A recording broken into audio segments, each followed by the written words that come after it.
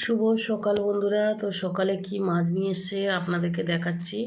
এই যে দেখো কত রকম মেশানো মাছ। এখানে ভোলা মাছ আছে, এটা কি মাছ, পমফ্রেট মাছের মতন দেখতে, ভোলা মাছ। আর এটাও কি মাছ আমি এতটা জানি না। এই সব রকম মাছ মিলিয়ে নিয়ে এসছে।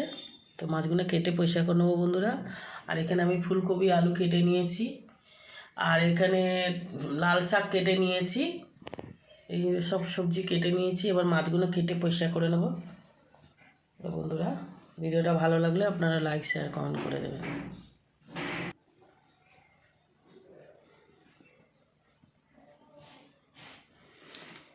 এই মাছগুলো কি নাম আপনারা কমেন্ট করে বলবেন বন্ধুরা।